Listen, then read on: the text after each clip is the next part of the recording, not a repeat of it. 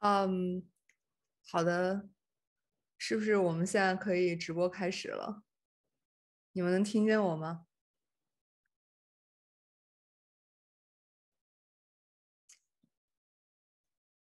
好，好，谢谢大家。大家好，我是沙龙的工作人员，也是今天的主任，非常欢迎大家今天来参与我们的《远走高飞之梦：中国女性留学生在西方》的线上对谈。在对谈开始之前，先照例介绍一下湾区文化沙龙。湾区文化沙龙是一个跨学科知识分享与公共讨论的论坛。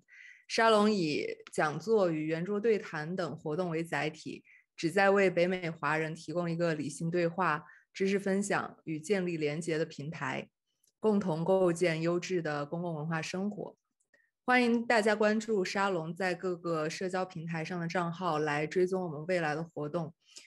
包括微信公众号、微博、YouTube、Facebook 主页、Instagram 主页等等。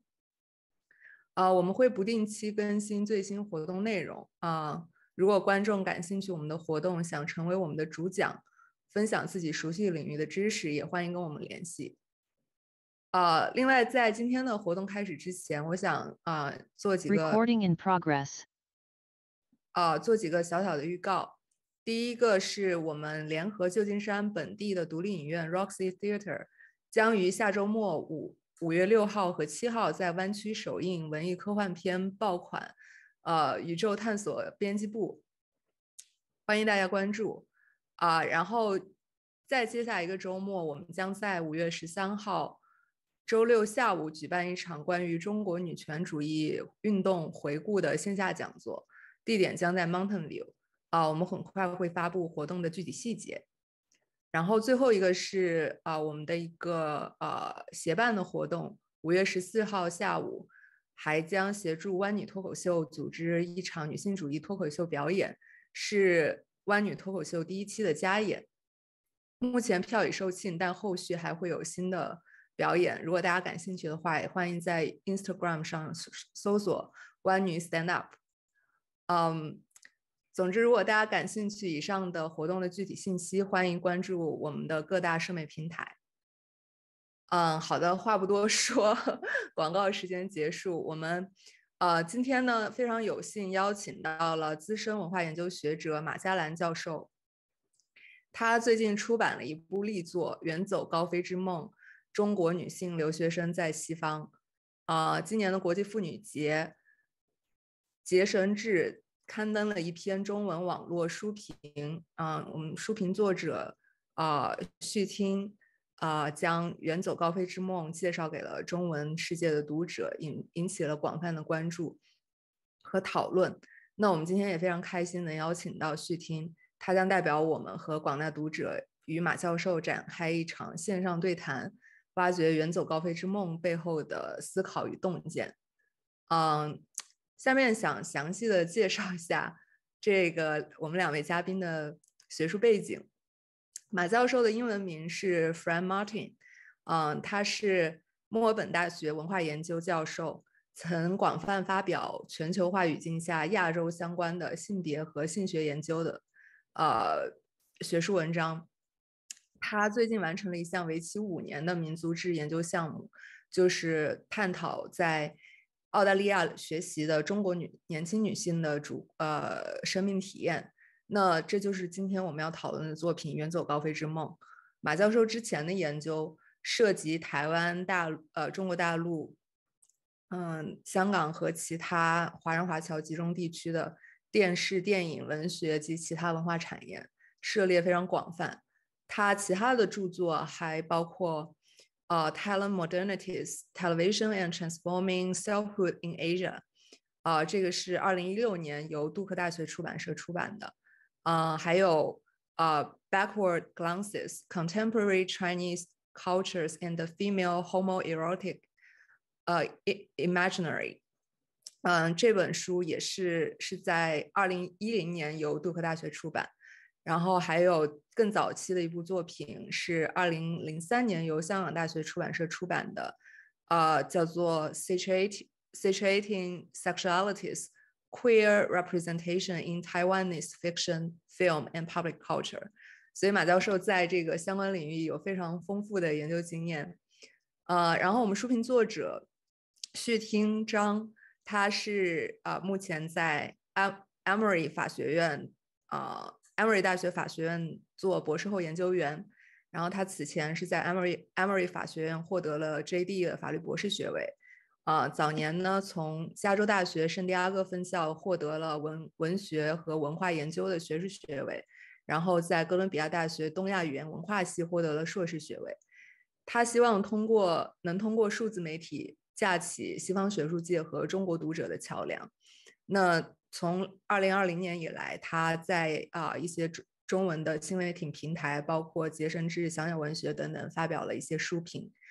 好的，介绍到这里为止。然后呢，今天的讨论总计是90分钟，主要是英文但是也会夹杂一些中文，因为马教授的中文非常非常好。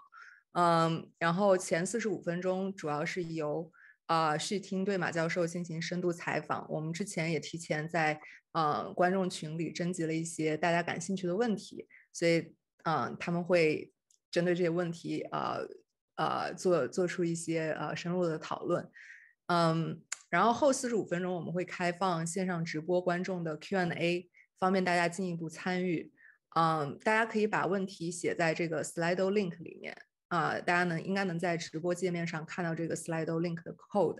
我们回头工作人员也会把 Slido link 发到沙龙的观众微信群里，大家可以在里面提问，其他人也可以 upvote 你们看到的感兴趣的问题，然后最后我们会请马教授和续听对其中他们感兴趣的一些问题做出一些针对性的回答，然后也欢迎大家在 YouTube Live Chat 里面发弹幕互动。好的，我就不多说了，然后我们接下来就把这个 open the floor， 然后把话筒交给我们2位嘉宾然后续听你可以先开始，你作为 interviewer。 好的，谢谢蓝天。我们接下来的访问将主要是以英文为主，然后也会有夹杂一些中文。我们现在就进入到英文的模式了啊。Welcome everyone and thank you for joining me today for a conversation with Professor Fran Martin about her latest book, Dreamers of Flight, The Lives of Chinese Women Students in the West. I think many of you have already read my book review or listened to Professor Martin's recent podcast on the channel 不合时宜.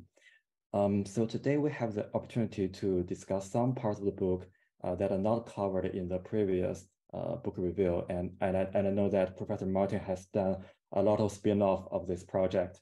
But I believe it's impossible to cover all the insights Professor Martin offered in this book.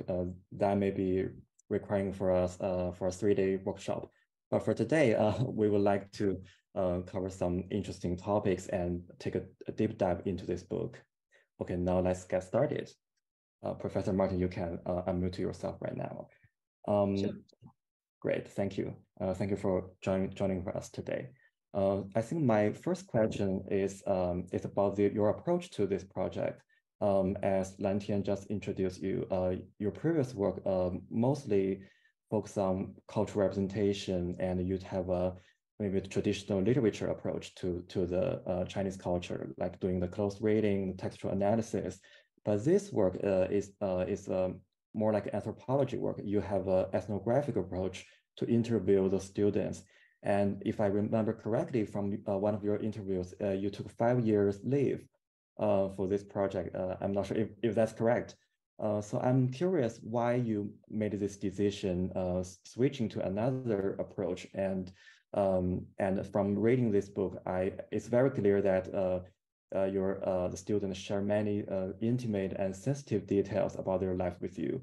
So I want to know what are the challenges you have when building the trust and alliance with those students. Thank you, Xuting, for those questions, and thanks also, I should just say, thanks Lan Tian too for the nice introduction. It's such a pleasure to be here today in the salon. It's very fun for me. So thanks everyone. Yeah, but in relation to those questions, Xuting, I guess the first part of your question was about the transition, like a kind of different set of methods that I've used in this work compared with my previous works. I love that question because I always think it's quite interesting too to think about that progression. I guess a lot of scholars do this through their career. Their interests change, their focus might change in different times. My undergraduate degree was I majored in English literature, right? So my first methods that I used to use were very much in textual analysis. And then I had sort of started to get interested in some cultural studies scholarship early on in my undergrad as well. And I remember reading works where they looked at audience responses, right? So like Janice Radway's book, Reading the Romance, or other works that I read where they were talking, that the scholar was interviewing people who had watched a particular film or was responding to a particular text. And we could see what the audience was thinking. And then I became fascinated by that. And I thought that's another way to find the meaning of the text, is to ask the people who've engaged with it, right? So then my methods in my own research at the time of my PhD and after, I started to be interested in including some audience studies. And I would interview audiences of films and television series, particularly at that time in Taiwan and Hong Kong, also a little bit in mainland China too. And I also interviewed some of the producers of media products to find out that side of things, like where did the media product come from? So I was still focusing on texts, but I was doing all these interviews. And I just found that to be, it gradually became the most fascinating part of the work, was talking to people. So from that point on, the part where I was doing audience interviews got bigger and the textual analysis got smaller. So in Telemodernities, we did a lot of textual analysis there of television programs, and obviously for that book, but the most fascinating part of that for me was definitely talking to the audiences. So with this project, now, as you say, I was very privileged to be able to dedicate myself to this work full time for 5 years. That was because I didn't exactly take leave.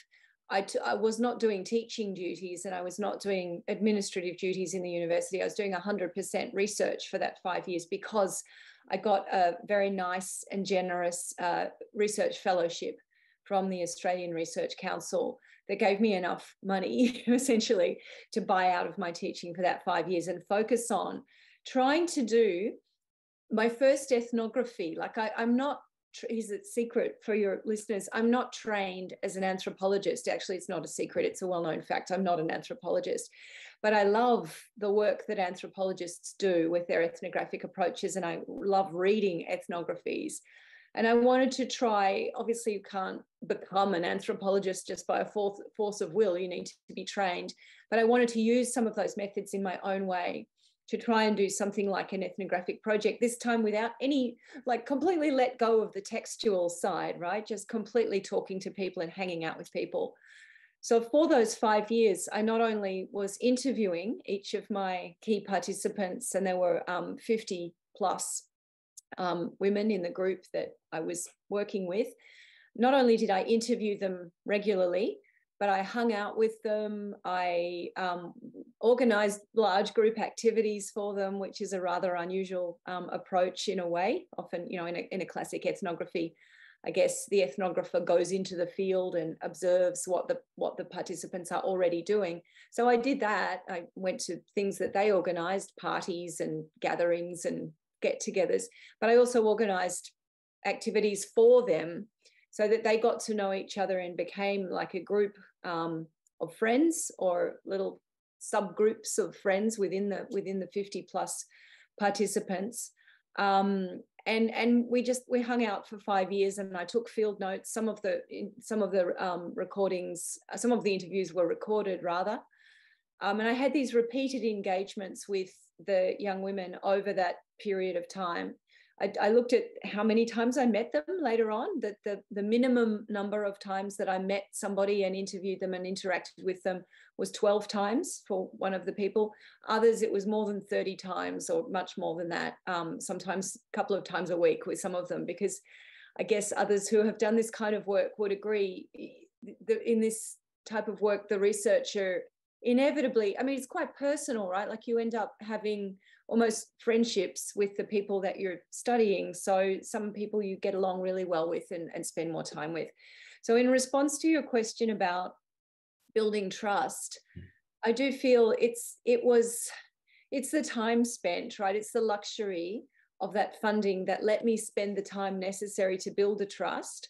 And it's also intentionally in the way I designed the study, I tried to build in benefit for the participants so that they would want to participate. And also I just wanted to help them because I like them. And, so I was sort of like a mentor in a way for some of them, or they saw me that way. They'd ask me for advice about the Australian academic world, that I'm obviously an insider in that, and they were coming into it for the first time. And also, I guess they enjoyed some of our activities. They were quite fun. Like I would take them on tourist trips. We'd hire a bus and go hiking, or, you know, go to various festivals, like cultural festivals, or I invited a whole group of them to my house for Christmas Eve one year. So they kind of, hopefully they enjoyed participating, and that also helped to build trust and help to allow them to feel comfortable to, I guess, share some of those more intimate topics with me. But I would say with the sensitive topics like intimacy and faith and whatever, I definitely would not have approached those like in the first interview. You can't do that. You know, you have to, I almost waited till those topics will come up organically, because we knew each other, and I would notice that, you know, this student is starting to go to church, or this student is telling me about her boyfriend or whatever. You know, it kind of comes up in the ordinary process of having that kind of relationship with someone. These topics come up and they were willing to share. And of course they had signed the consent forms and everything to say I could use our conversations in my research. And I would also check that back with them. If it was a particularly personal story, I'd show them the draft and say, is this okay if I tell your story this way? And they, you know, would generally say yes. So it was a very enriching experience for me as a scholar and as a person for that 5 years, because I did learn kind of to use some new methods, and I also met a whole lot of people that I wouldn't have met probably in that way otherwise, and it's so rich and enjoyable to know those people now in my life. Well, thank you for sharing this what behind this project. I think in this book you interviewed 50 students, and I was very reminded of one of the tragic figure in this book, and her name is Hong Hong. She was 46-year-old at that time, and maybe probably the eldest one in the group. And in this chapter 2 about space, you discussed how student housing plays a negative role on how people socialize and get more integrated into the local society. And Hong Hong unfortunately lived with 11 other people in an apartment of only 2.5 rooms. I think we may have listeners from Manhattan. That may be true in the big cities. We share the student dorm with a lot of people. But Hong Hong's situation was getting worse because of this poor housing condition, and she eventually developed paranoid schizophrenia and disappeared from your view. So I would like to know more details about how you work with this particular student and how you reflect on the relationship between spatial isolation and social alienation. Thank you, Xuting. Yeah, Hong Hong's story was quite remarkable, as you can see from the way you've just told it. It was so extreme. I mean, I guess if we're thinking about the relationship between housing stress or housing vulnerabilities and personal, in this case, mental health vulnerabilities, I should point out it's kind of chicken and egg. It's not like because she was in a bad housing situation, therefore she had the mental health problems. She had a lot of stresses, this particular student. She was one of the unusual students among students from China in that she was self-financed. her parents were not paying for her or her family. She had managed to take out personal loans to come herself. So she was under financial stress. Obviously, as an older woman, she was different to the young. Most of the women in the study were much younger. So she was financially independent, and she'd taken out loans, which then she would have to pay back. She also had 2 children. She had 2 sons, and she brought her sons, young sons, like they were primary school age, elementary school age sons. She brought them with her to Australia, but then after she was here, she discovered that she couldn't send them to local schools because she would have to pay international student fees for the government schools in Australia. So she had to send them back to China with her husband, who was also back in China. So then she was, you know, emotionally, that was pretty hard on her as a mother to be separated from her young children like that and from her husband. So she had a lot of stresses.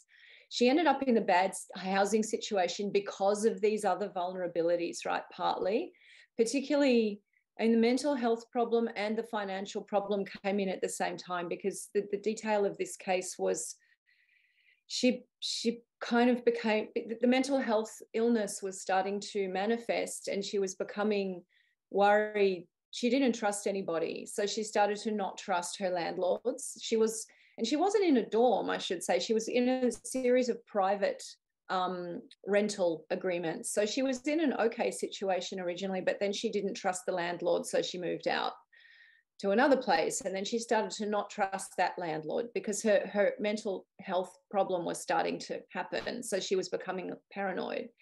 So she kept moving. She moved house 6 times in a month. And eventually she was sleeping in the street. Actually, it's much worse than even the very crowded place. She slept in the street for 3 days. And right around that, I didn't know this was happening. Right around that time, we had a cup of tea together, and I could tell she was really not well. And then I think it was after that she moved into the dorm you were talking about. It wasn't a university dorm. This really makes me angry. This is some landlord, a private landlord, who owns a small apartment in the city, and that person has rented that out to 12 students, 12 international students.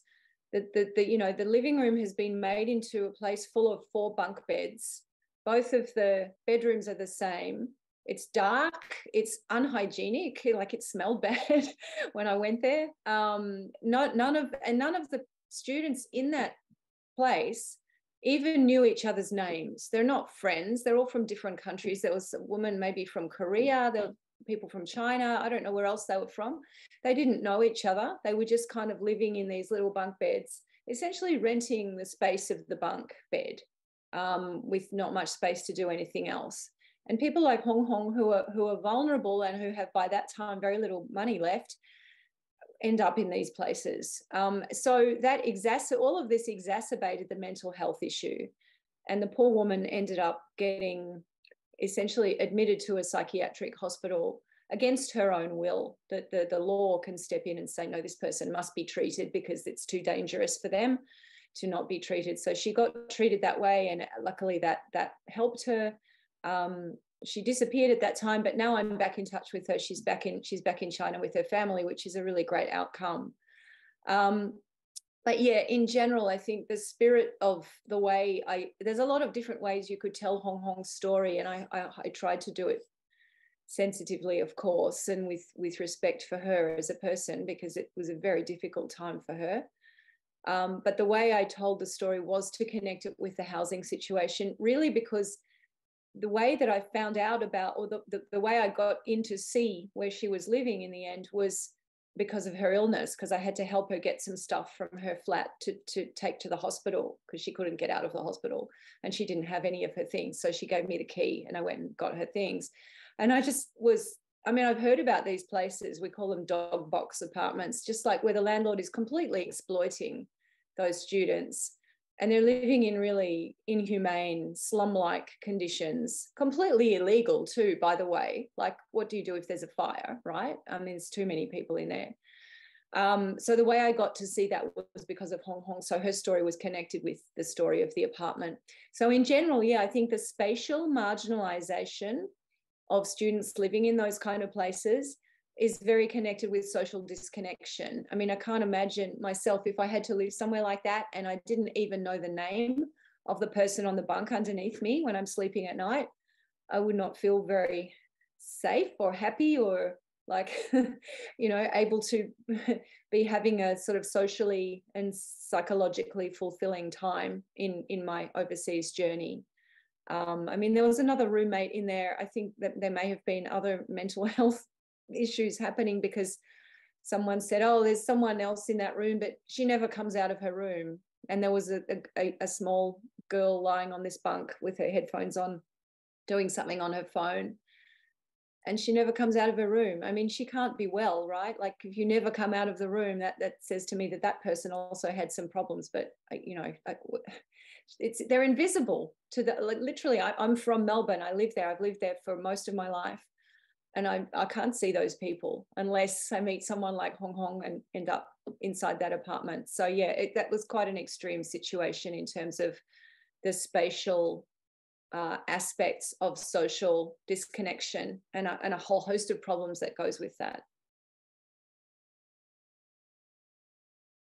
I feel that Hong Hong's case was overdetermined by multiple factors like her age, gender, and the life stage, and also the housing condition. But it is very common for Chinese students to feel trapped in their the Chinese-only social bubble.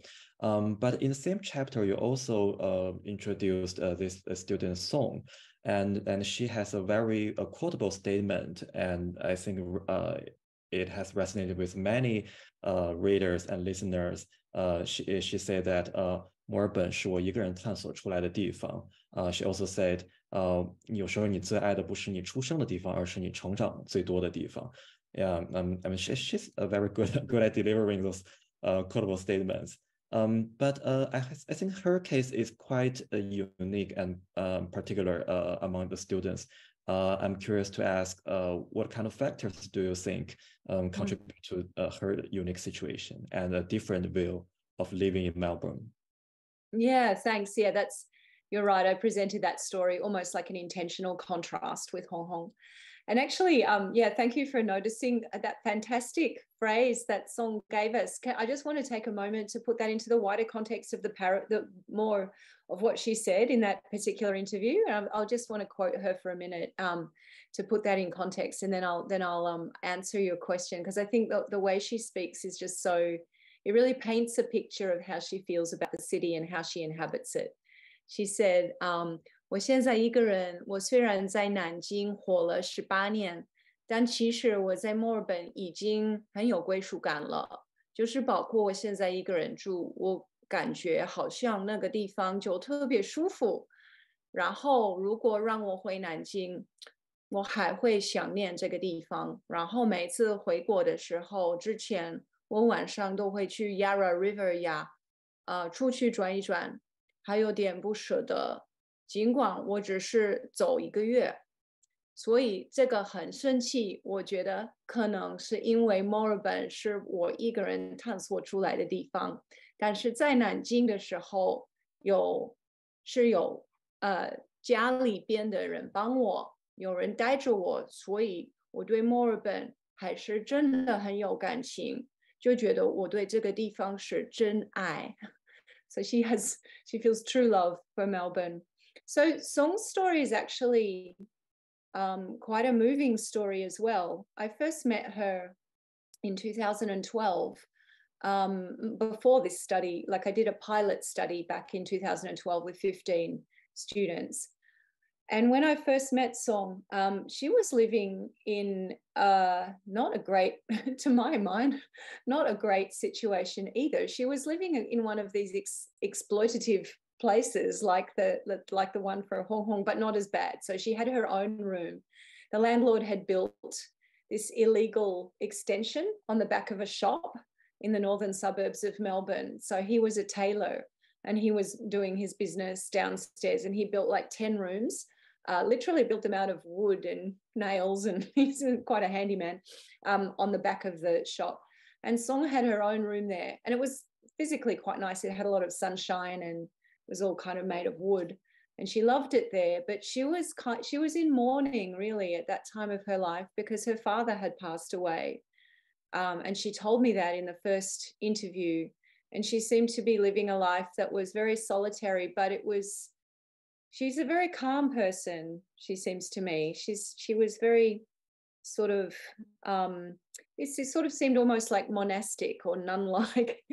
She was living on her own and very calmly and quietly, and I think mourning her father. But the thing with Song was that was in 2012. She somehow got through that difficult time, so that when I met her again in about, I guess it was 2016 or so, she had survived those unbearable times in a way that Hong Hong was not able to. She had even more difficulties. Now, what was different? I mean, Song had fewer financial stresses. She was studying at that time with family support. She probably had a different personality. I mean, people's individual differences are very important here. She was more kind of inward, more self-sufficient emotionally. She came out here when she was much younger than Hong Hong, of course. I mean, Song she came out for her undergraduate degree probably when she was, 18 or 19 or something like that, I think. So when I spoke with her then again after her graduation, when she made the reflections that I've just read, she had the chance to get to know more local colleagues, because by that time she was working, right, in the city. And by now she had a lovely apartment of her own in a nicer neighborhood, and had quite a good living situation because she had a job and she could, afford some decent rent and so on, whereas Hong Hong was only ever a student. But I should point out, after many years in Melbourne, when I asked about this Guishu Gan, Song also spoke about the fact that, well, if you look at it, a lot of her friends were in a Chinese diasporic social circle. So she was hanging out with other Chinese friends, but she still had a sense of belonging. I mean, and I think this raises a really important point. When we talk about this phrase, it comes up a lot in my initial interviews of students coming to Australia wanting to 融入当地社会, right? Wanting to integrate into local society. It's a very common phrase that they used. I didn't use it. I don't mind about whether people 融入 or not. I mean, it's up to everyone. But in a multicultural society with lots of different groups of migrants and diasporic cultures, what exactly are you going to 融入 into, right? So, I mean, Song felt that she had 归属感, but that was part of a diasporic social world, but it still was very connected with the physical geography of Melbourne. And of course, she has diverse friends through her work and other parts of her life. But I guess migrant belonging is also a kind of at-homeness, of course, isn't it? Why not? So that, yeah, that's the kind of Song's story. Yes, I found her story really touching, and it also reminded my experience. I think the moment when I have a so-called sense of belonging to Atlanta was when I purchased my first annual pass of Atlanta Botanical Garden. So I will visit there as a city resident. I think the identity as a city resident is crucially important here, because it is connected, tethered to a specific place instead of the 融入社会. I don't even know what the 社会 means here. And also, yeah. Atlanta is also very diverse. For example, in our law school, 40% of faculty are Black. So it's quite diverse, and you don't really feel that pressure to be behave in the same way as a white American. I think there are multiple factors for that. And also Atlanta there are not so much fancy restaurant side of consumption here. So I have to explore the city. But by exploring that, I have developed that sense of belonging. I think it really depends on the place. So let's segue into the next chapter. Is about the translocal media. So in that chapter, you talk about how the WeChat groups and also the 公众号, the news account, how they shape the student perception of the city they live in. And I found it quite interesting that you did your own research. You did a freedom of information request about a fake news, one of the 华人公众号they produced. Could you share more details about that experience and how did the student respond to your findings? Yeah, absolutely. Thank you for asking, Xuting. This case really obsessed me for most of 2016. What happened was, I mean, it's true that there were some crimes committed. There was a bunch of people stealing iPhones from people's hands, like robbing them of their iPhone in the street in northern Melbourne and Carlton, which is near the University of Melbourne and RMIT and some other like universities. So this did happen. But what I found out, but the Gongzhong Hao version of the story was really that, and I'm sorry, this is racist language I'm quoting. I don't like to do this, but just for the sake of, this is the facts of what happened. Essentially, the Gongzhong Hao were saying that Heiren were targeting Huaren or Zhongguo Xuesheng. So the way it was put in the WeChat accounts was, it was a racially motivated crime of Black people against Chinese people. And I think, I mean, there were eyewitness accounts that happened sometimes. Sometimes the person taking the phone may have been dark-skinned, and the phones that were taken were certainly sometimes from Chinese students. So that those facts were correct. But through my Freedom of Information request to the Victoria Police, I found that there were 70 people arrested in relation to the iPhone theft. So there was quite a lot of people arrested. But the vast majority of those 70 people were not, in police terms, of African appearance. That's the phrase they use, but were various forms of Caucasian looking or non-dark skinned. And a majority of the victims were not of Asian appearance. So in other words, it wasn't racially anything. It was kind of just a bunch of phone robberies. So I admit, I did interview a WeChat public account editor about the reporting, but I did that before I had the Freedom of Information like figures to quote to him, and I admit that I never went back and waved them in his face. But I think I know what he would have said, because what he said when I initially asked him about the reporting was, it was all about, it's like this rhetoric of 安全, you know, it's like we have to 保持大家的安全, 我们就是担心大家不安全. So this language of security, I think we know in the world as a whole, so much violence is committed in the name of upholding security, isn't it? I mean, it's like, it's often such a mask for racist violence to say, oh, but it's about security. I didn't trust this person, you know, or whatever. So he would have probably said no, but we have to maintain people's safety. Now, I do not want to seem callous. I mean, of course, the students are far from home and they are vulnerable to feeling insecure in the city. I understand that. They're also the targets of racism and racist violence sometimes themselves. So it's not a small thing to feel insecure. And of course, we must uphold everybody's safety.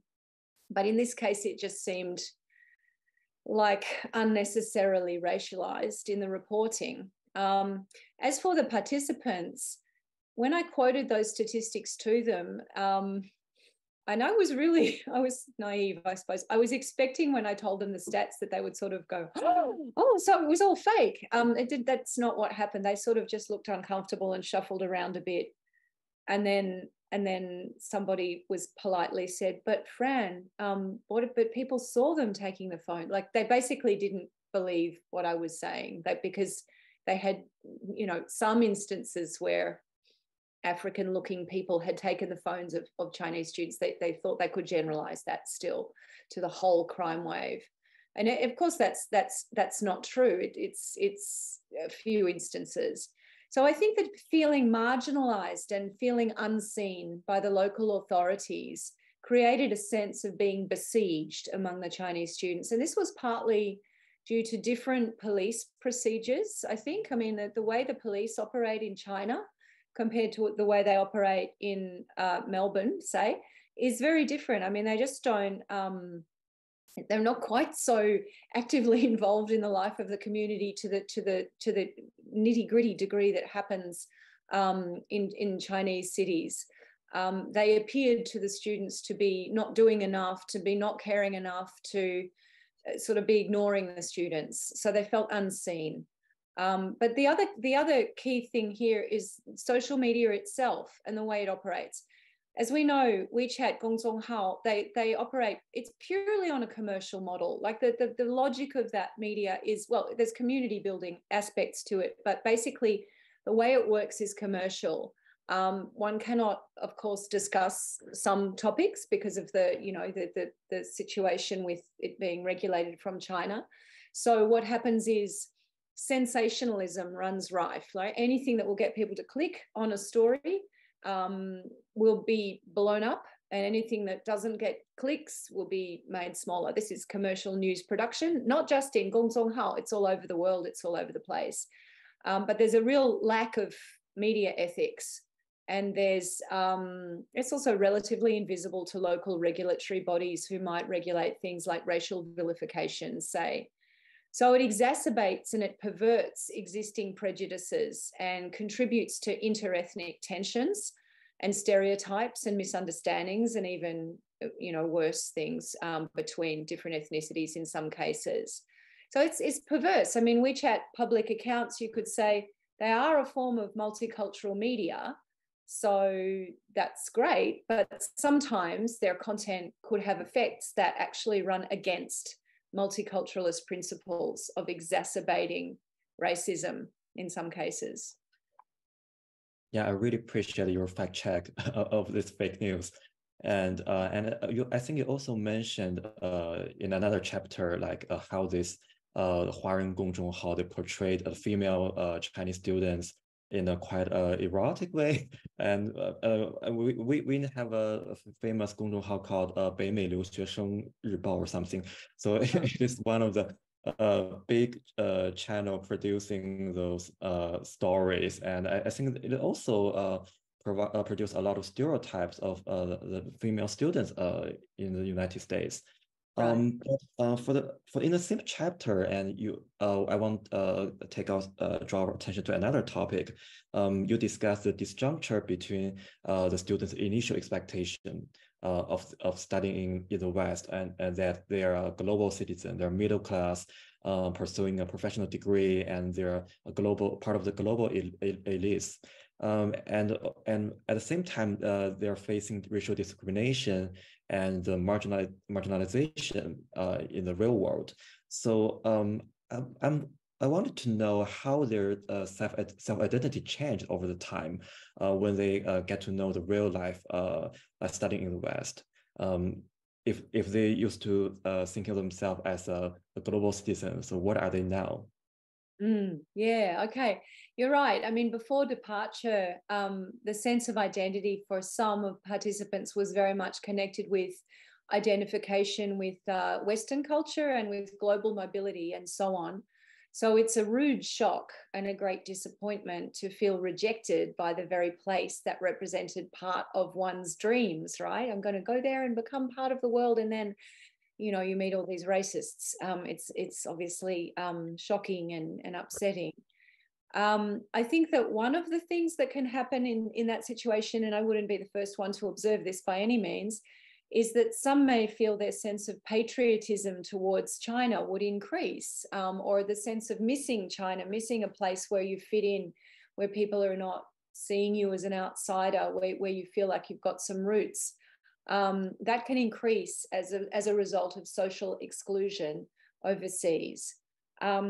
My personal view is that this is a great failing on the part of the host communities, whether it's the UK, Australia, the US, or wherever else. I think that aspect of social exclusion is rarely taken into account when Western commentators sort of get upset about supposedly rising nationalism among Chinese students abroad. It's like, well, as one of my participants said, maybe if this place had given me a greater sense of belonging, I would feel quite loyal to Australia. But as it is, I kind of just want to go home. She was having a difficult time in many ways, that particular student, but she makes a good point. It's like, well, if you're not going to address racism and social exclusion, how do you think people will feel? It may just make them not really very keen on your country, and may increase that kind of nationalist proto-nationalist identification for some people as well. Yes, and I just want to remind our listener that Professor Martin has another chapter on nationalism, but I didn't include in our interview because of the sensitive topics here. I want to take us to the next chapter on work. In that chapter, you described some types of the work Chinese students did when they're studying abroad. The first one is the restaurant serving, and the second one, which was quite popular among Chinese students, is the e-trading, the 代购. And you mentioned that female students have much more advantage because they're good at communicating with others. They develop social skills, so they actually benefit from those two types of work. But at the same time, those two types of work are basically falling within the category of a gray area. For example, the e-trading is just another form of smuggling. And sometimes the restaurant serving may violate the minimum wage law because they're mostly working in the Chinatown restaurants. So how do we reflect on this gender, maybe temporary advantage and the general disadvantage immigrants have or student transmigrants have? And how do you reflect on those dynamics? Yeah, thanks. Yeah, that chapter, I mean, that ends up getting into some sort of sociological theory, I guess. That concept of feminine network capital that I was working with there is really about what is called a tactical form of capital. It's like what you can use if you find yourself locked out of real advantage, right? Locked out of other opportunities. You can use what you've got. And there was a general sense that 代购 was a feminized or a feminine activity. Not that, you know, male students never do it, of course they do, but that there was a sense of that, well, there seemed to be more girls doing it than boys or something. Because of, as you say, women's dense and deep and extensive personal networks, including online. And they're supposedly good at writing advertising copy, like good with words, good with humor, and that kind of thing. So they're kind of fitted quite well for e-trading. So that grey area that I was referring to in that chapter in a couple of ways was really about regulation rather than legality as such. I think from the Australian point of view, 代购 really is completely legal. It's not like from the China end, I understand it isn't always. But from the Australian end, it is. I mean, you're going into a retail outlet and buying things for the normal shelf price and sending them overseas. That's fine. I mean, it's like, you know, it's not seen as smuggling from the Australian point of view. In the waitressing work, though, I did argue that the student workers occupy what I called a zone of exception, in the sense that their conditions of employment are not properly regulated by Australian authorities. So they're paid below minimum wage. Now they're not alone. All waitressing work, all hospitality work in Australia is plagued by underpayment and wage theft. So I'm not saying it's only in Chinatown. It's definitely not. It's everywhere. It does seem to be particularly bad in some of the businesses that my participants were working in the sense they were getting many people are getting below minimum wage, but the amount below was quite severe in some of these restaurants. And their conditions of employment are not robustly regulated by the authorities. That's in the restaurant business as a whole, not just in Chinatown, in the sense that we have largely a complaints-driven model of regulation. If nobody complains about a particular place, then it's not like, you know, the authorities come around and check the pay slips. They tried it. The Fair Work Ombudsman tries to make test cases to hold up, you know, somebody as an example to scare the others. But that's like inherently that's a spot approach. It's not a systematic approach. In many ways, I think international student workers are an especially disadvantaged group within the overall precarious labour force in hospitality. They're locked out of desirable jobs by employer prejudice, like, right, whether that's direct racism or whether it's based on visa concerns. I mean, they're all in my study, everyone was working legally. They're allowed to work for 40 hours a fortnight at that time. They may be on, after they graduate, they can have a 2-year, often like work visa. So they had the right visas. It's just that some employers don't like those visas. Like they think they'd rather have permanent residency or citizenship status. And they are exploited often by co-ethnic employers who they also see them as mentors, right? Because at least they give them a job. It's like, oh no,其实我这老板不错,我不想告他, like it's like actually he's nice to me. I don't want to make trouble, because at least they give them a job. So they're locked in a kind of exploitative relationship with some of the bosses. They also have a lack of knowledge of local legal and redress systems. So it's this highly disadvantaged situation that can make Daigou look like a better alternative.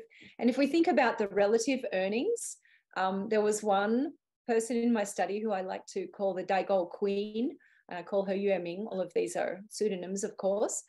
She explained she got an average profit margin of around 30% on what she bought and sold. And in her first month of trading, she earned 2,200 Australian dollars, which is about 3 times what she would have earned if she was working for 20 hours a week in a Chinese restaurant job for the same period, right? So why would you not do Daigou? Although she put everything into it. She was so good at it and she was so motivated. She was so focused. She was like a really talented Daigou operator. So she was able to make some decent profits.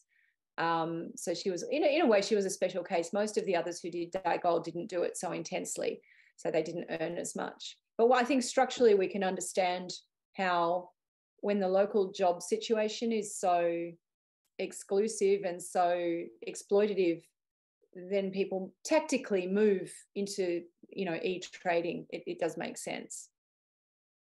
All right. I just want to remind our audience that you can put in the question, and I'll be asking a few more questions, and then we'll switch to the Q&A mode. And for my next question, actually, it was collected from our pre-interview question pool. An audience member asked about the experiences of Chinese students who identify themselves as sexual minorities. I think in the introduction chapter, you mentioned this student whose name is Yi Ruo. She was a tomboy and she identified herself as a lesbian. I would like to know if your conclusions about the female heterosexual students in general could be also applied to the sexual minorities. Have they found new space for developing their sexuality and also their identity? Yeah, thanks for that question. Such an important one. I think some students with emerging queer desires find the personal and social space to explore these really for the first time while they're overseas. That is to say, they come to see themselves as having a sexual minority identity for the first time while they're in Australia in this case. But for others, if they were already sure of that identity, then one of the draw cards or the alluring aspects of studying overseas is precisely the chance that it might offer to let them explore that identity further. So many participants, whether they're queer or straight identified, were very much affected and very much kind of moved by the legalization of same-sex marriage that occurred in Australia in late 2017. A lot of people talk to me about that. So what's really fascinating for me on that topic is that even though queer and straight women have different experiences in many areas, actually in a structural sense, there are some parallels here.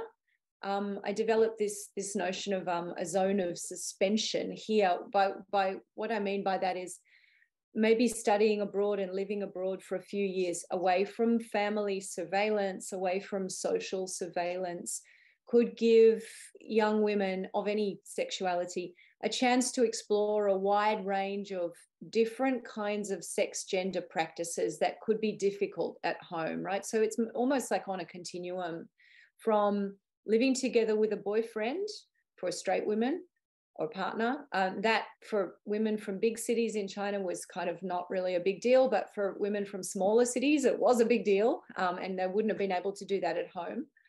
but they found their attitudes changing while overseas and found that they now felt that was okay. Maybe some of them, maybe multiple sexual partners of different ethnicities or different classes, casual sex, etc. And sometimes, same-sex sexuality could be seen as another example of that general capacity to explore, like, things really that would be difficult to do at home.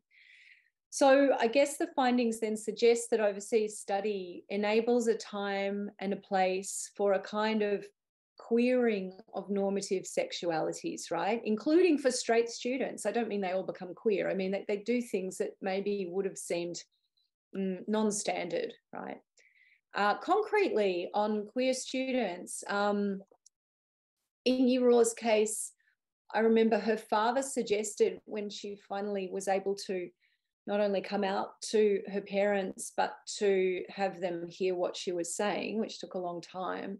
When he finally heard her fully, he suggested that, well, if that's the way you feel, maybe you should immigrate to Australia and not come home, because your life's going to be easier if you stay abroad. And she did. She changed her major so that she was working in a skills shortage area. And now she's here, living and contributing immensely, may I say, to local society throughout COVID, administering COVID tests as a nurse and other things connected with the pandemic response. There really was a skills shortage there, which she helped to fill, but that was motivated partly by her sexuality. I've got some words here from another non-straight participant who I want to quote, because I think, again, like the quote I had before from Song, this is really quite resonant, and she's a very thoughtful kind of person. So she says, 这边就是说我接融到了更多的同学和朋友，就如果我不来澳大利亚，我遇不到那个女生，其实她喜欢上的另外一个女生，我也遇不到那些同学，遇不到那些 gay 的朋友。其实要说来墨尔本之后对我个人的思想启发，当然就是不会像国内，如果在国内我一直待着，我可能就一直被压抑，但这边我反而就更加把我的性格塑造成那种比较开放，比较想得开，比较淡定的那种，因为这边的气味会很好，我的思想不会一直都被压制的，我在这边可以稍微释放一下天性，如果我在国内，我会觉得可能会更难，那种种子可能会一直就会被拍死那样子。So I mean, she said it very clearly, right? Like it's because I'm here that I've been able to explore this new self. She's kind of talking about her sexuality, but she's also talking about her character, her personality being able to express itself. She subsequently went back to China and she's living there now. So, it was a temporary time, but I think her words are quite telling about how that feels as a non-straight student. Yeah, it's really good to hear about the next chapter of Yiruo's story. She became a nurse, and she was one of the medical workers during the pandemic. Really good to know.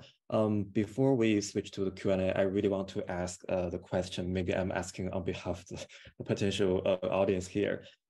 Is it about a topic of class? I didn't really see much a discussion about class in your work, because maybe because students are coming from the same program, they don't have that class difference. But we know that in the West, there are super wealthy Chinese students, rich kids with luxury goods, the Xiaohongshu, and the social media, all this stuff, and also the financially struggling students like Hong you just mentioned. How did students respond to the class difference that is so evident among the Chinese student community? Yeah, thanks for the question. I mean, yeah, I guess the reason that I didn't dwell on class difference a lot in the book is that it's not to say everybody has exactly the same background, but generally the students are middle class, generally. But as we know, the middle classes in China are a really quite diverse spectrum. Yeah. So yeah, from lower middle class, there was 1 or 2 students whose families I would put in that category. They were, say, running a small business that involved them directly in manual labor. There was one family who ran a printing business in the local market, say. That, I mean, they worked very hard there. But they're a lot different from another student I can think of whose family owned like many, many properties in Shanghai. So they have huge investment holdings, but they're all middle class. And Hong Kong is also really a different example as well, in the sense she didn't have any spare capital. She had to take out loans in order to come. So there is a diversity within the sample group, but it's a diversity within the middle classes. So most students still, having said that, were, I mean, one way to think about this is by comparison with other international student groups. So the students from India in Australia are, there's more men than women, and most of them are self-funded. So they have to work while they're here to pay their fees and to live. The students from China are more women than men, and they're mainly family funded. So they're basically from a different class background. So no, I mean, I would also say that the economies of those two countries play in there, like how much the money is worth once you get overseas is a bit different for India and China. But most of my sample did not desperately need to work, except for Hong Kong, to finance their studies. They did so mainly for pocket money, except at times when the family hit a financial problem back home. Sometimes that meant suddenly there wasn't the money there that they thought there would be, and then they had to work a bit more or something like that. Unfortunately, that happened to a couple of participants. They met the financial disaster back home, and then that pushed them into a more precarious situation. But I think class background does affect what happens after graduation as well. One of the last chapters in the book tells the contrasting stories of 2 women who I call Xuting and Fen. Xuting is the one who I mentioned before, whose parents worked in the print business in the local market. And Fen came from a better off family in a wealthier city. Now they both had the same desire. They both graduated wanting to work for an international finance company in China. They both had a similar kind of master's qualification in that area. But to cut a long story short, essentially Xuting found that she couldn't realize her dream because her parents, when she got home, not only would they not let her go somewhere else like Shenzhen, they even wouldn't let her go to Guangzhou, which is essentially the village or the little place she's from is right next to Guangzhou, but they wouldn't let her go there. They wanted her at home, right close to home, which meant that she had to stop being so mobile. She had to work for a government organization actually close to her parents' home. So she was constricted. Her dream of working for an international company couldn't be realized. And I think I'm speculating, but the traditionalism of Xiaoxing's parents, I think, may be class marked from what she's told me about them. Now with Fen, she was able to realize her dream. She's working for an international company now in Shanghai, and she plans to travel. She's got Australian permanent residency. She's just got a much more mobile outlook on the rest of her life. And I think the difference between them, people, when I tell those 2 stories together, people say, so what, why did one turn out like this and one like this? I think it's to do with class. That's my speculation, hypothesis anyway, that it's a different habitus, it's a different set of expectations for what your life will look like in relation to ambition, in relation to a woman's standard life course, in relation to geography too, like how far from home can you go? What is decent? What's respectable for a girl to do? Yeah, so that's one way of thinking about class in the group. Great. So we'll be switching to the audience Q&A. Lantian, shall I draw the questions? 可以谢谢马教授，谢谢Xuting刚刚的对谈非常的insightful。然后我们刚刚有一个question poll，就是用这个 slide link 征集了一些问题。Xuting，不然你可以 present 一下你的 screen，然后你们马教授你可以看一下这个问题，然后看看你对这个看有哪些是你想回答的。他们也有一些 upvote， 就有一些大家更关注的被顶在了上面。Yes. Before doing that, I still want to offer my understanding of the Xuting story, because I was really impressed by her trajectory after graduation. I think sometimes it's very common among the Chinese students who are fulfilling their parents' dream, and the parents think, oh, it's good to study abroad, then you go to study abroad. But it's also good to be a government civil servant after graduation. They have to change their routes into this one. So it also happened to a lot of my classmates. They may have very high degree from the most prestigious United States university, but they came back to work in a state-owned enterprise or a teacher. I think sometimes the traditionalism plays its role in shaping how they perceive their futures. Yeah, I find that really fascinating. I mean, the connection between traditionalism and 体制内的工作, and I don't know if that's, I've got a feeling, I'm not sure, maybe you can tell me, Xuting, if that's particularly for female students or is it also for men? Because it sort of seems like gender traditionalism associated with the state. It's pretty interesting when we consider the history of the Chinese state and its historical desires to, you know, elevate women's position and so on, but now it's associated with traditionalism. It's a different time. Yeah, because state jobs sometimes mean security and stability. Yeah, I think it has a gender note. And for our question, I would like to ask, have you observed any student who maybe got married with Australian in order for getting a permanent residency, a green card? I think it's, I mean, it's not uncommon. Have you observed that situations, and how do you reflect on the gender dynamic in this situation? Yeah, that's such a good question. I can't say with certainty that I've observed that. I have observed real romance between my participants and some Australian men. I mean, who get married for love, for sure, definitely. I can tell it's, you know, that's why they're doing it. There might be some that was for a visa, but I'm yet to, it's kind of a personal question. And because that happened really towards the end of the study period, I haven't had a chance to kind of, you know, ask. I don't know how to ask that. I've got to, when I follow up with participants, I'll see whether any of them offer those reflections. I certainly know people, like among my friends, who've done that.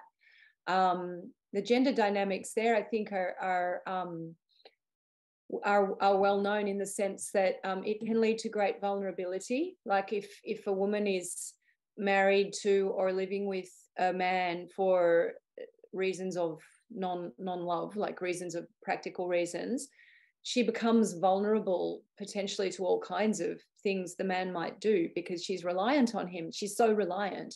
So there's certainly, we know from news reports and, you know, stories we hear of increased vulnerability to domestic violence, to various kinds of abuse that might happen if one is in that kind of a situation. Thankfully, I have not heard of anything like that among the women that I've been working with, but we know structurally that can be the case.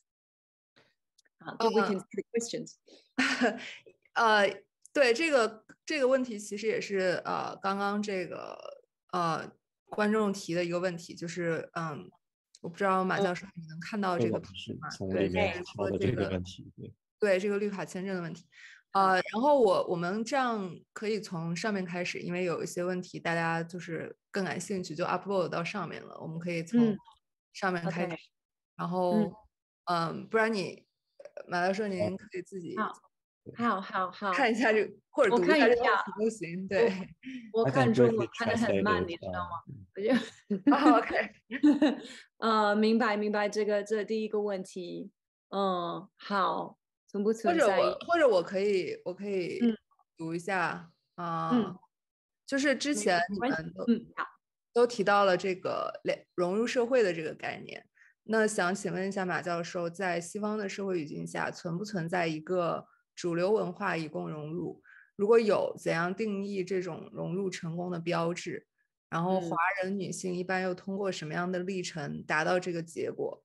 如果没有，那华人女性在西方有自己独有的文化吗？问得好。我觉得主流文化，我觉得对这个问题很耐人寻味，真的是一个很好的问题。我一直在思考这个问题，因为大家想融入，我一直在想，那主流社会是什么呢？我也不知道。我觉得应该有吧，反正这个标志的话，可能是说你融入了以后，肯定会觉得自己融入了，那可能是那个标志，就是说你自己觉得有归属感。自己觉得我是属于这个地方，我是属于这个社会的一份子，那种感觉，那才是标志。因为就是客观的去定义主流文化是什么，真的很难。肯定我们可以说，其实白人的文化有霸权，就是 hegemonic， 这是最主流的文化，可能是哪种。不过就是日常生活的文化很多样。我觉得有点像加州，你知道吗？就是很像 California 的那种感觉，就是 California 的城市，所以很多小的移民文化都并存。那华人女性一般通过什么样的历程？我觉得就是如果说最后觉得有归属感的话，历程是就是有一种可能跟个人的个性有关系吧，因为有的人就是天性就很外向，天性很好奇，天性就是会乱跑找各种当地的机会，这种人就比较有机会觉得就好，你就过了几年就有归属感，就觉得我融入了，因为就是认识了很多人，就很主动，很外向，这样一种个性，就比较在这方面比较吃香吧。那最后这个华人女性在西方有自己的独有的文化吗？肯定有，这其实是一个非常非常有意思的一点。因为我觉得华人女性在澳洲的话，如果说她们经过各种改变，就是自我改变，为什么呢？是因为吸收了西方文化？不一定，我觉得是因为她们在一起就是塑造了自己的一种独有的文化。在这里就是可以就是认识很多像自己一样的朋友，也是女性，也是来自中国大陆，然后在国外过生活，然后就是可能是讨论一些议题，在国内就是没想到的议题，比如说我们的人生要是什么样的，然后就是好像一个就是经常提到的议题是说，国内的朋友或表妹等等，现在都结婚我觉得太早了，就是那种你就觉得自己可能希望比较晚结婚。我觉得这为什么会在国外才这样想，是因为大家在一起有机会讨论这个话题，就变成自己独有的文化，我想是。其实我也想补充一点，就是我感觉可能是东亚文化中总会希望有一个标准，就是我们来到这儿，我们不光要来，而且还要有个标准叫融入社会。而且我觉得融入社会这个词，也许是从100年前我们去看留学生文学就已经存在了。甚至是since from Qing Dynasty, the Chinese student may have this a very vague idea of integrating into the local societies. So I think we need to, if we were to write a paper about it, we have to trace its genealogy, how this concept developed over the 100 years time. 但是从我个人的一个经验来说，我觉得好像融入总是有一个阶段性，比如说你有一个 full-time job，那么你肯定会有更多的和别人的交流，然后包括你能会参与更多的 community，比如你的 neighborhood，然后包括你有 family，或者是比如说有小孩，可能去认识别的 parents 之类的，它是个很漫长的，所以很难去讲哪一步是融入，但是就像 Professor Martin 说的，when you feel the sense of belonging，that's maybe the moment you feel you're fully integrated into this social world. Yeah, I agree, Xuting. I think like a lot of my participants, it was when they started work, because in university, there's so many international students in some of the courses. Some of them have got like 80% or more students from China. I think from my friends, other academics, I gather that might be the case in some of the California state universities in some courses. In the UC system, it's really extreme. So you're in the classroom and everyone you're seeing practically is also from where you came from. So how do you rule? Like it's impossible. But then if you stay and have a job and work with people, you start to understand a bit more about the life outside of that diasporic group. And that can be the moment of discovering, oh, I can, like I'm learning new things and I'm starting to change my life habits. I remember one participant, she was working as a early childhood like educator in a kindergarten. And this was really the first time she had this sense of rongru. And it was based on, it's very interesting, like sociologically. She was looking at the way the kindergarten teachers socialize the children. And like, for example, what do they eat? He's like, oh, they give them like raw vegetables and pieces of cheese. We would never do that in China. Like it's cold, it's raw. It's not really what you give children. But she said she has now when she's at home and she's hungry, she'll make some raw vegetables and pieces of cheese and eat them herself. Or like she saw the children were allowed to play outside when it's raining. They like to, splash around in the rain. She's like, oh, we don't do that in China. Or they go to the toilet, like they can go to the toilet anytime. They just raise their hand and go. She said in a Chinese kindergarten, it's like, okay, it's 10:30, everyone go to the toilet, right? I don't know if that's true. But she had this sense of observing all these details. They sound like trivial, small details. And that gave her a sense of the locals somehow. And also, of course, making friends with her colleagues there, the other educators. So 对，我非常就赞同你刚刚的说法。Okay, we can also look at the second question. I'll briefly translate for Professor Martin. Yes. So the question is about what is the essential differences between Australian female student and American female student, because you didn't really study on this United States student group, but you did mention why parents decided to send their daughters to Australia in the first chapter. Some specific appeal to the students. Maybe you can share more about that. Yeah. You're right. I didn't study the US or Europe or any other destinations, just Australia. So I can't really compare properly scientifically. But I can talk about the branding of Australia by education agents and the way that parents see it. It seems Australia seems to have the brand of like safety, security, cleanness, and purity, right? In the way that education agents talk about it. So it's going to be safe for your daughter. There's no guns, so it's not like America.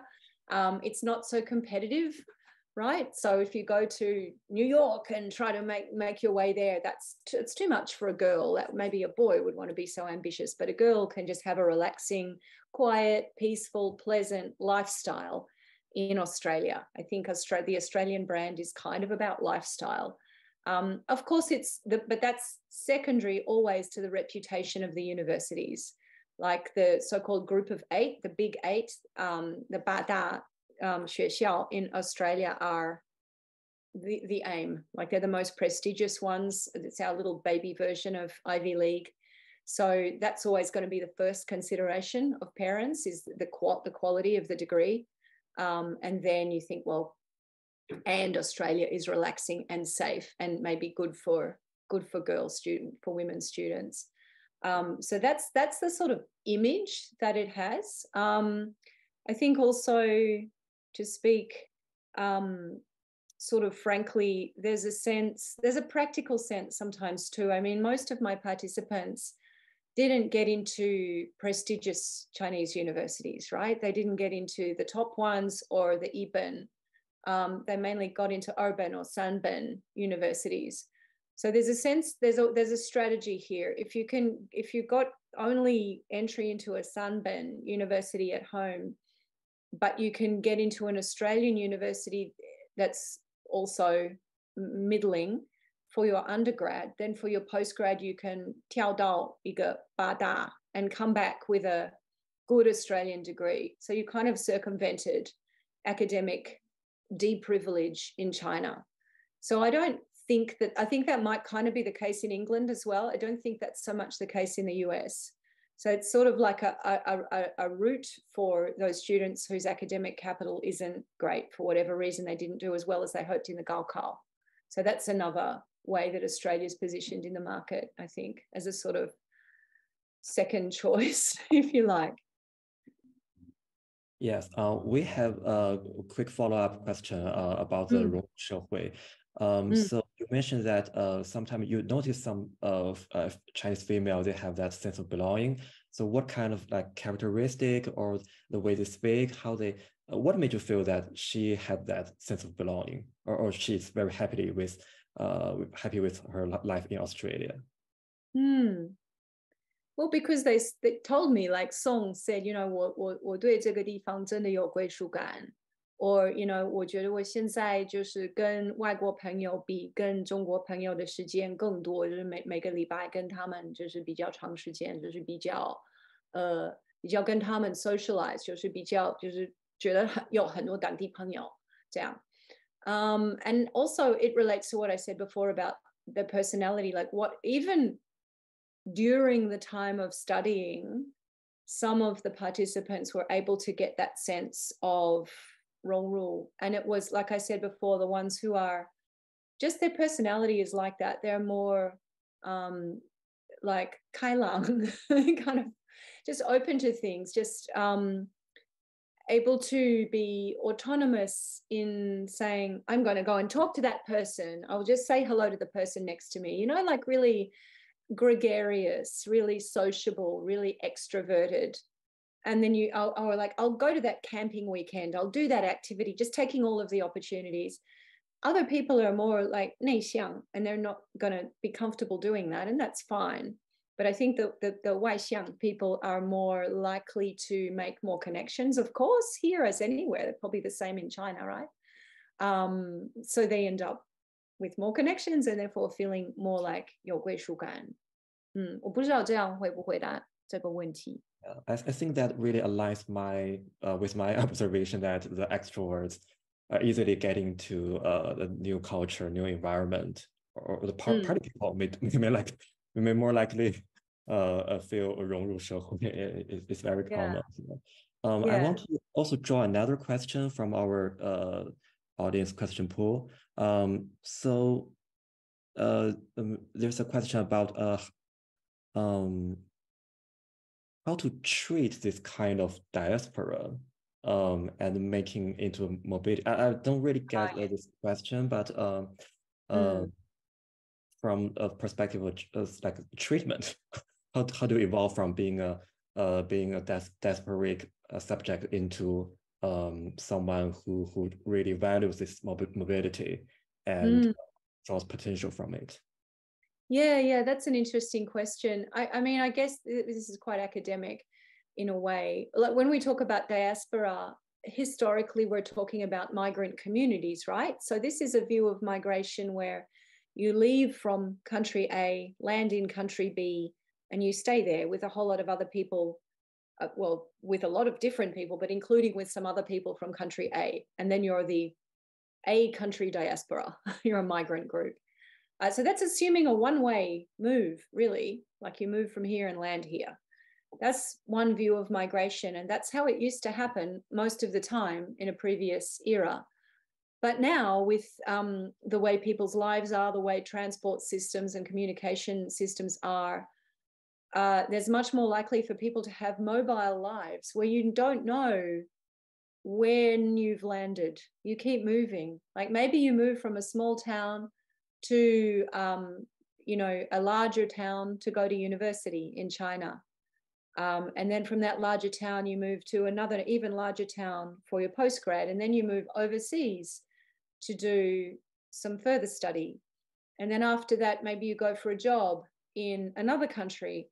And then from there, you go to another country, and then you're visiting all this time, you're visiting back home all the time. So you've got this mobile life. That's an invented story there.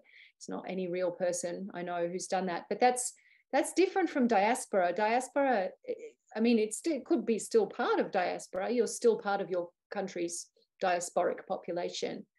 But you didn't just land somewhere and stay there. You've got a vision that you might keep moving.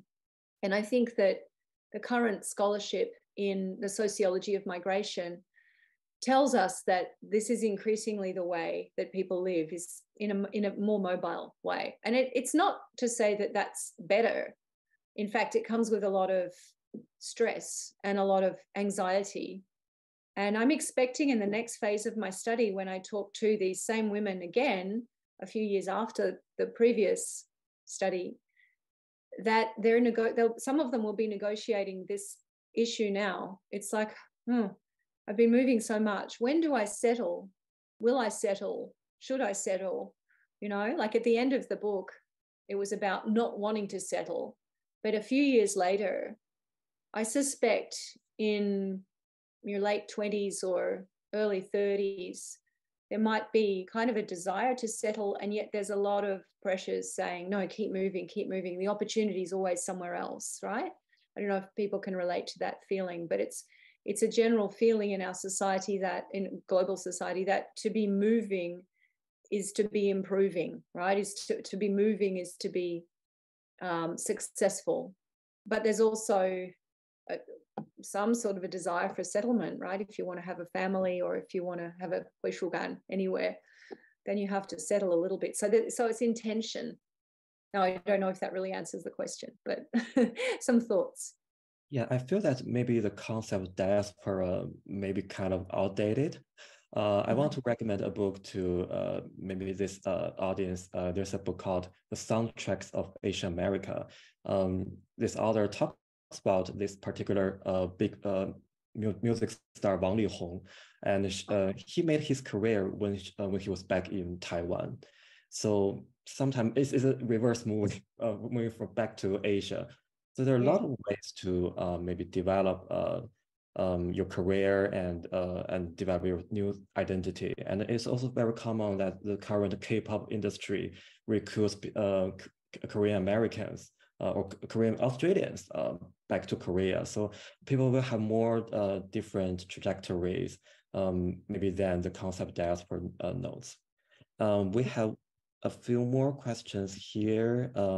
Professor Martin, do you want to pick one that interests you? I'm just I need to get to my own version of the Slido so I can scroll down. The question about 这个就是两个人点赞的这个在异性恋婚姻中，这个我很难以回答，因为我的参与者就是大部分还没有结婚，其实，而且就算结婚，我还没有就是结婚后采访他们，而且我也没有采访西方男性。不过我觉得我们可以，我先回答一下，我们可以说，当然就是有这种刻板印象，就是说东方女性对西方男性的影响是一种，你就是应该知道吧，就是那种比较被动呀，比较可爱呀，比较传统什么的，那种刻板印象还存在。所以我猜想，有的西方男性对华人女性的想法可能基于那种刻板印象，可是不确定，因为我没有调查过。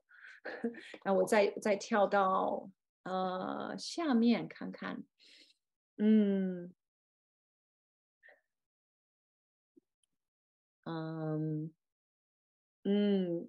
有人问这本书是写于女性的，有多少是也同时适用于男留学生的体验呢？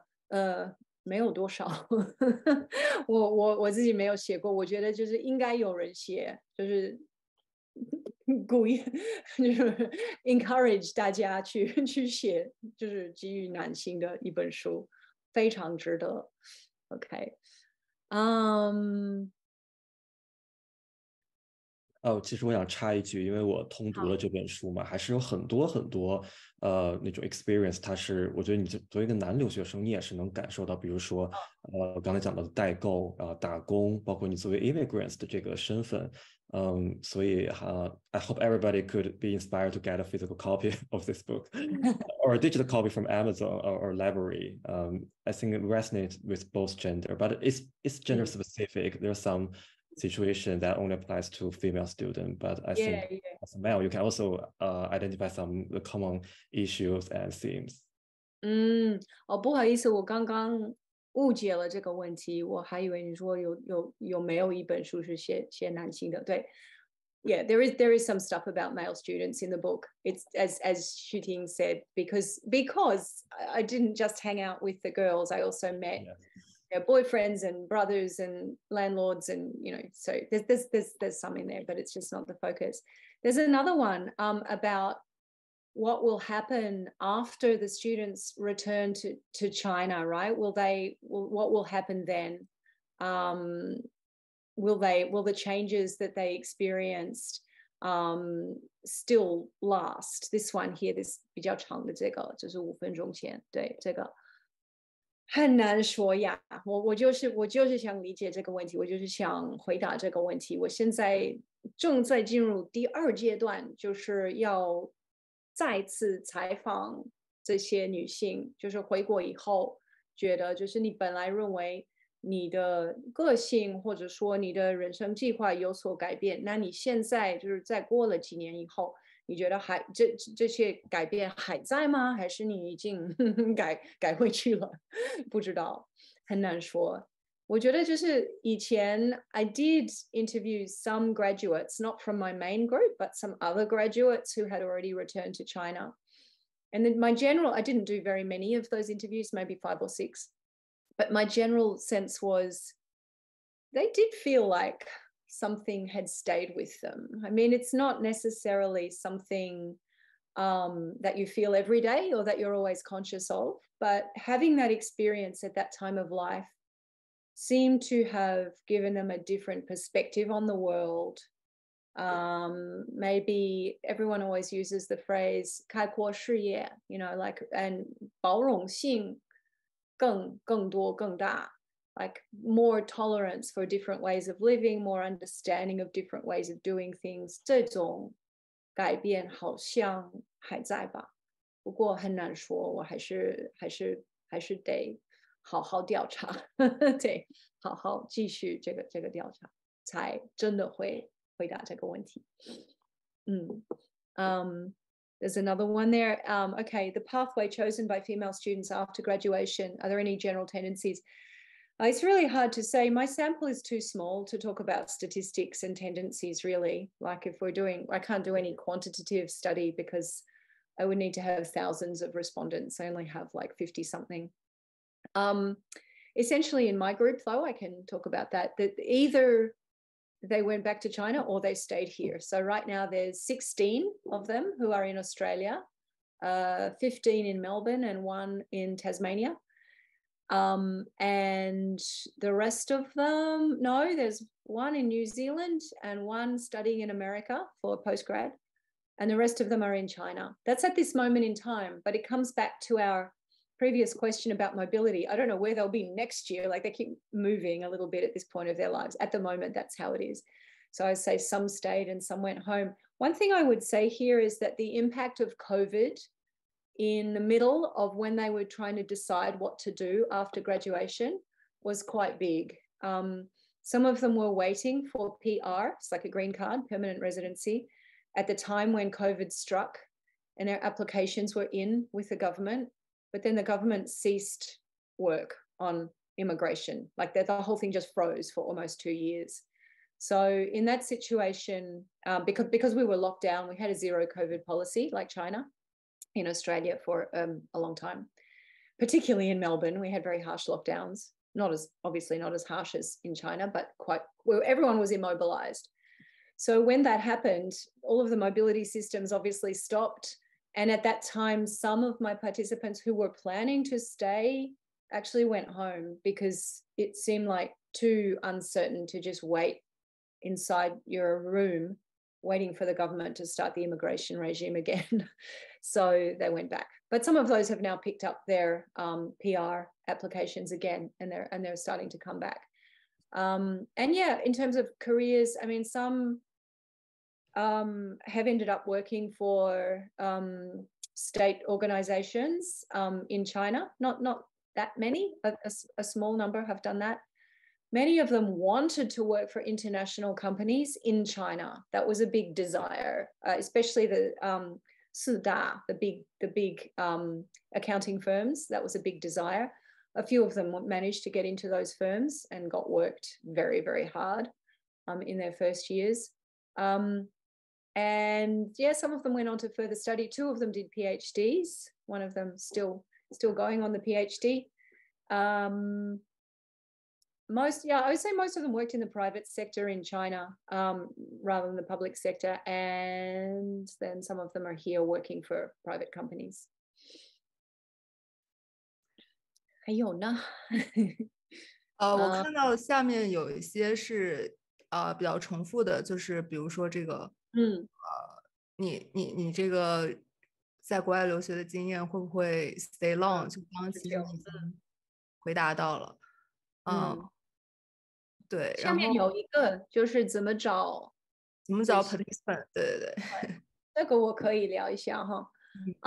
That was really interesting. I mean, that process of finding participants was itself quite an experience. It was massive. It was bigger than Ben-Hur. The whole, it was like, I contacted, I think, let me get the numbers right. It's in the introduction of the book if you want the proper version. But I think it was 5 Australian universities, 3 Chinese universities, and 4 education agencies in China.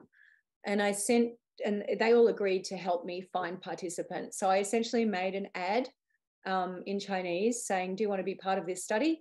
And they all sent it out to their people who were about to enroll in an Australian degree, because I wanted to make sure these people will definitely go to Australia. So they have to already be have paid their first tranche of fees or whatever. So they're definitely going. And then I went to China with my family, with my partner and son, who was then like a little kid. He was about 7 years old. And I remember my phone, I had my phone in my hand all the time, and my WeChat was just going, bow, bow, bow, bow. So all these people wanted to participate. I just got so many responses to the call. So basically, and I was never going to do purposive sampling. I was always going to just find 50 women. They just had to identify as women, be going to Australia, and be willing to participate. So I found 50 that I could interview if I could do a face-to-face interview before they left. I found 30 that way, and also interviewed some of their parents if they had time. And then I found another 20 back in Australia. That was still by the same means, but still by that initial call, because some of them had already gone to Australia by that time. So when I got back, I found another 20. Also, some of that 20 were further along in their studies. They weren't just beginning. So that way I got a range of different stages of the educational journey. And a couple of, or maybe 1 or 2 of the participants also came from my pilot study. So I already knew them from 2012, and they agreed to keep going with the new study. The pilot study, I recruited people at my university by going to lecture theatres and speaking to them and asking them to participate. And at that time, I got, I think, 15, 2 of whom continued into the other study. So recruiting the participants was actually, it was a massive endeavor. I don't know if I made it sound easy, but it wasn't, because even to get the agreement of the Australian universities was quite difficult, because I'm from Melbourne University. One of the other universities said, okay, we'll help you. We'll send this out. But one thing, you can't say you're from Melbourne University, because they were worried I would steal their students. I was like, what? But universities work like businesses in a way, Australian universities anyway. So they're thinking about students as a market share. So to convince them that I was trustworthy and I wasn't going to steal their enrollments, incredibly, that was one consideration. Just to get people's trust and the education agents to feel like it's worth their while to let me talk to their students or let me come along to the pre-departure meetings and stuff. It took quite a long time. I was really preparing those relationships for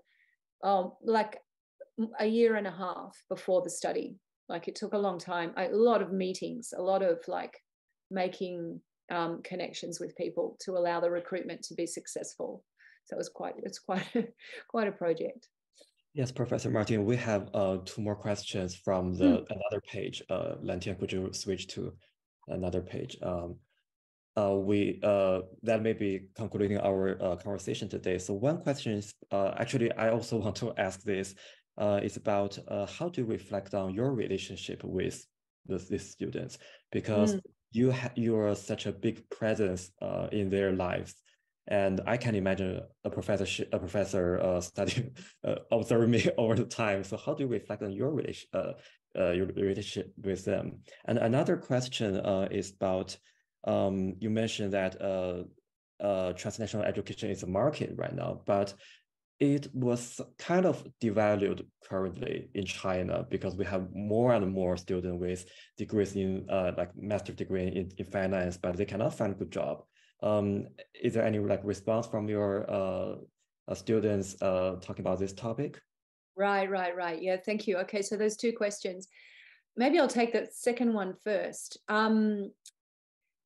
Yeah, all of my participants mentioned to me that, you know, 现在一个国外的文凭其实价值也没那么大，所以为什么要去呢？是因为这种经验对你个人可能比较有价值。Because they knew that the employment market wasn't really valuing overseas degrees so much. So you must have some other reason for going, not just that idea that you'll get some advantage. Having said that, there was a gendered dimension to some mothers' discussion of the overseas degree.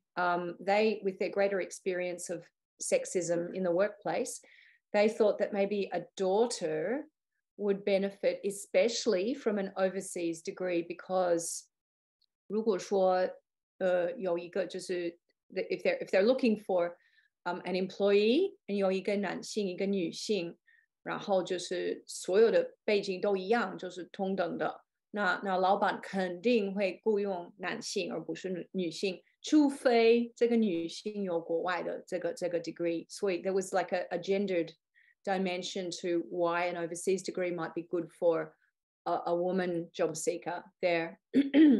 But yeah, I mean, absolutely, they were aware of the fact that it's not like the overseas degree is maybe not as valuable as it used to be. And that was obviously depressing to them since they were in the middle of getting an overseas degree. Yeah, excuse me. And then the first question a minute ago about my relationship with participants. Yeah, I mean, I thought about this. I mean, I used to wonder how they were going to take it, because obviously it could be a little strange, right? You've got this middle-aged lady saying, you know, can you please invite me to your social events? I mean, it's weird, right? But I just tried to go with the relationship as it developed. And it just seemed to me that at least while the participants were in Australia, I think the relationship had some value for them. It seemed to have, because they could ask me questions, they could ask my advice, things like, you know, I'm going for a job interview. What should I wear to a job interview in Australia? Where will I buy this type of clothes? Xuting asked me that question. Or I want to apply for a PhD. How do I do that? You know, these little ways of helping them. So again, like I said at the beginning, I think my role was sometimes seen like a bit of a mentor, like a friend, hopefully a friendly mentor. But knowing the young women and hanging out with them so much really did become a part of my life too. And I felt, because people are studying, people are busy, a lot of the times when I could hang out with them was on weekends, which is also when I have my family, right? So we ended up doing activities. I bring my partner and son, and they got to know some of the girls a little bit. And it just so it became like a type of weird friendship, I suppose, which I tried to, of course, remain ethical and do it according to the ethics application that had been approved, and not like maintain some boundaries, I guess. But it was pretty organic, that sort of relationship. And like I said at the start, I really feel I benefited so much from knowing all of these people who I wouldn't really have known so well had I not been like interviewing them every 6 months or every few weeks or different lengths of time for different participants. But it was very enriching for me.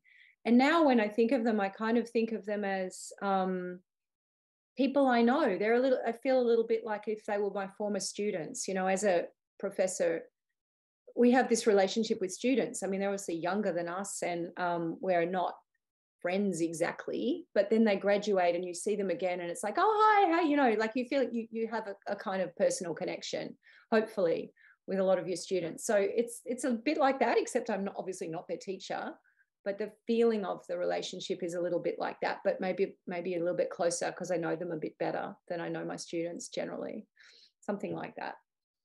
Well, thank you so much. We don't have enough time to ask all the questions.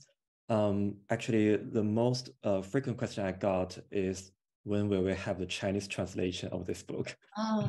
And I hope that a publisher will be coming for you real soon. Yeah. Is there any publisher interested? I'm trying to find one right now. Duke University Press has said they will, because they own the rights, right? They will consider a Chinese publication. And my editor has said, if I can find a good press that's interested, then we can talk.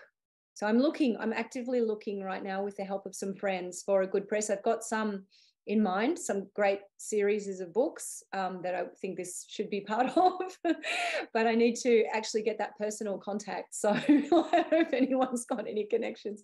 I'm looking, I really, really, really want there to be a Chinese translation. I think it's almost like an ethical responsibility to do a Chinese version, because really the people that this is about, a lot of them, including the families of the students, are in China, and that the English version is not really accessible. So that's kind of a problem. So I'm very keen to do a Chinese version. So I'm trying. Yes, actually, feminism is a really hot topic in China right now. So if you catch the time, I believe your books will be selling pretty well. Yeah. Thank you so much for sharing your insights, and I thank Lantian and the Bay Area Cultural Salon for putting together this event. It's been well preparation over a month. They put a lot of efforts, and thank you so much. And I will hand it back to Lantian. 谢谢Xuting，谢谢马教授，今天的对谈非常的精彩，有很多很有趣的故事，还有很多观点的这个讨论。然后我们其实大多数问题都 address 到了，然后可能如果还有一些后续的问题，看到时候我们观众怎么样，比如说通过邮件或者别的方式可以联系到马教授。也非常期待您刚好像提到说您会继续的做一些 follow up studies， 就是比如刚刚有一些问题是涉及到说比如结婚之后或者说是 settle down 之后的故事，那可能如果您能再继续跟踪调查的话，可能会有更多精彩的 life history 的一些研究。然后也非常期待这个书的中文版早日出来，这样的话我相信有很多中国的读者会感兴趣。那我们今天的这个对谈就到此为止，然后再一次感谢两位嘉宾的非常投入的准备和今天精彩的对谈。最后就是再重复一下之前的广告，就是沙龙还有接下来有好几场活动，一个是下个周末的6号和7号的宇宙探索编辑部的旧金山首映，然后还有是母亲节那个周末5月13号周六下午关于中国女权运动回顾的一个线下讲座，然后14号下午还有一个湾女脱口秀，一个女性主义脱口秀表演。然后我们也非常期待，如果以后马教授有更新的研究，我们可以继续有机会交流。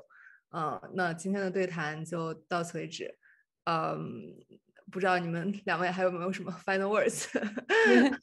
我的 final words 大概就是说，非常感谢蓝天，然后湾区文化沙龙今天邀请我，我今天真的过得很愉快，就是跟你们聊得很开心，真的感谢，就是表示深情的感谢，期待我们下次的交流。然后我就是很羡慕你们，我就是很想参与你刚说的活动，听起来很棒。